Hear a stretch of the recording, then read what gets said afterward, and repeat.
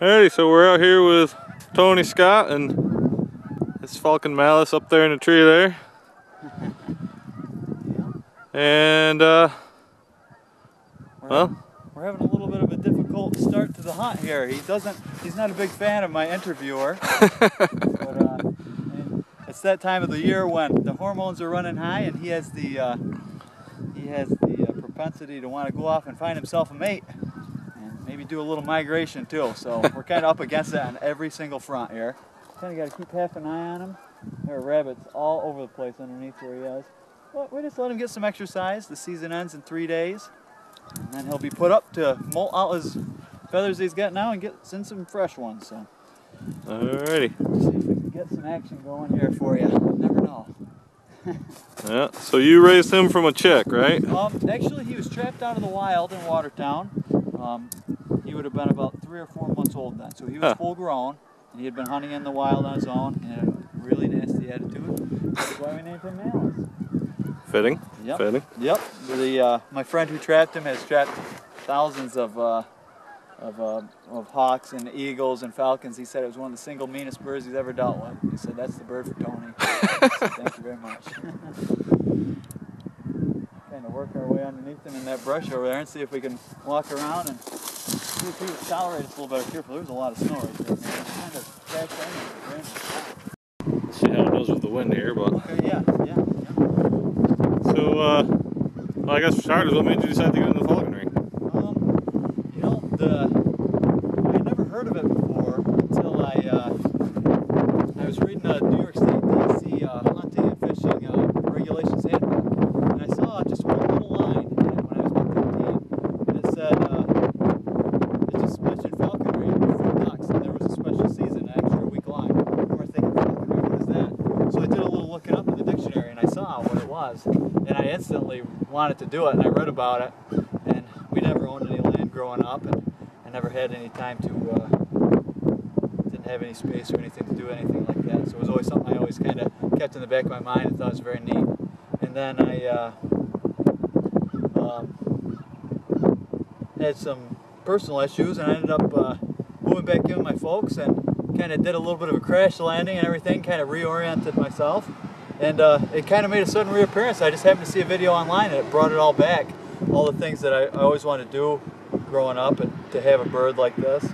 And my folks were nice enough to let me build a hawk house on their property and get all the state inspections and 2 years of legal loopholes and hoops to jump through and everything else. And they say it's as hard as adopting a child, but we made it happen. I don't know if I would have done it if I had known how difficult it would be, but I'm glad I did.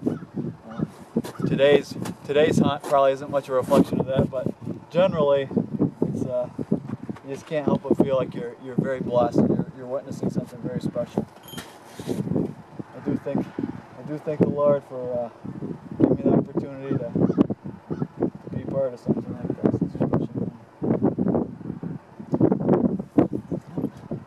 So as far as the certification process, was that a pretty lengthy process then? Yes. You gotta take a test, state mandated test right off the bat. You're supposed to take 6 months to study. I had thought that I missed the initial testing sequence. Well, they gave me the test 3 days prior to the test. So, or they gave me all the questions and everything, the study guide 3 days prior to the test. So I really had to hustle, and I almost didn't try it, but I ended up taking it anyway. I did very well. And then you have to find a sponsor, which is the hardest part. It's an apprenticeship program, so you have to find someone who's a master falconer who's willing to take you on under their wing. Fun. And they're supposed to be with you for the initial trapping of the bird, the initial hunting, the training, because it can be a dangerous sort of thing if it's not a well-trained critter. Personally, my sponsor hurt himself right after he took me on, so I had to teach myself everything. So we've had a lot of hurdles, we've had a lot of bumps in the road, but you do the test, you find yourself a sponsor, then you have to build your enclosure. 16 by 16, it's all state inspected. It took them an hour to inspect this little area. I mean, every little nook and cranny. And then you have to get a capture authorization from the federal government and the state government. And then you got to go out and trap your bird. And then you got to train him. Took us about 3 weeks of 3 weeks of pretty intense training for the time he was in the wild until he could be flown free without any tethering or me having a fear that he was going to fly off. And then another week of that, and we were out hunting. We made our first kill within a month. So he's a better hunter than I'll ever be. So I might think that I was born to be a falconer, but he was definitely born to be a hawk first and foremost. Every time we go out, I learn something a little bit new. Yeah. See, it's pretty comfortable around you now. All fluffed up. They fluff up their feathers like that, creates an air pocket all around it with body temperature heat. They puff up like a Michelin man. You can see in there he's got his box. He likes to, he even sees that thing, he was ready to hop right in. Yeah. There's been many times where he's kind of flown off at dark and I didn't know where the heck he was, and I came back, he's sitting on top of my truck waiting for me. He's ready to go home. He's adjusted well to life of luxury. I think he realizes that he's got it much easier than the average critter does. Yeah. So this spring I'll have been a falconer for 2 years, and it's a 2-year apprenticeship program, and then I'll get promoted to general falconer. And I can take up to 3 apprentices at a time. I've already got 2 lined up, I think, who want to do it. And there's only 200 of us in the state, 250 of us in the state that are active. So it is a dying sport. And it's the sort of thing where everybody who sees it is you know, they want to know about it. They want to be a little part of it, even if they don't want to do it themselves. But you don't think about it unless you're encountered with it.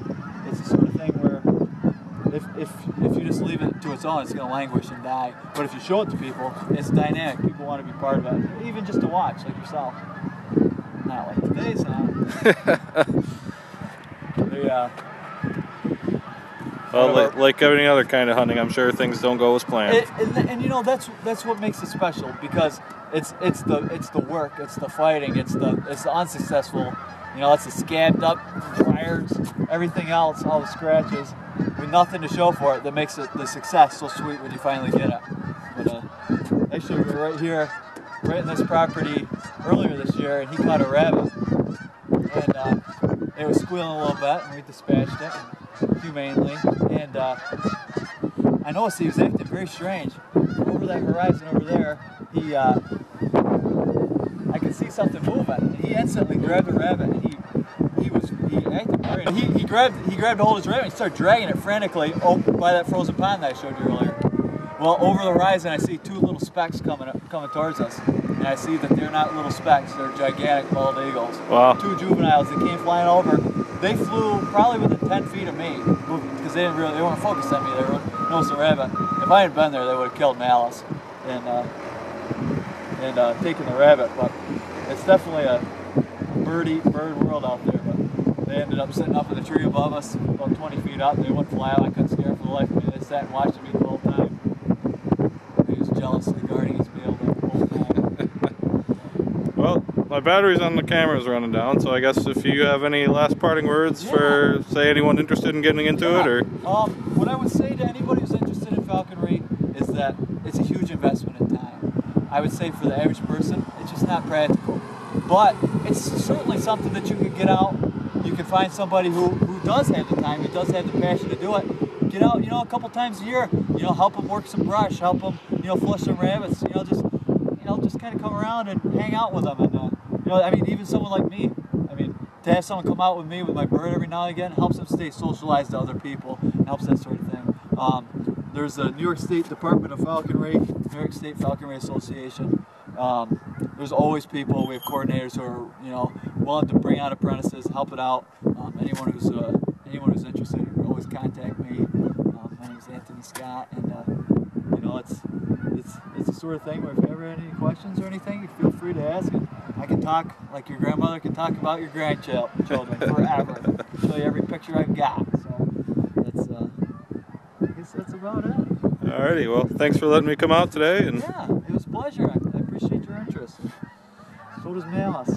He wanted to play hard to get. He's been wanting to give me a hard time, and I think he did today. Alrighty.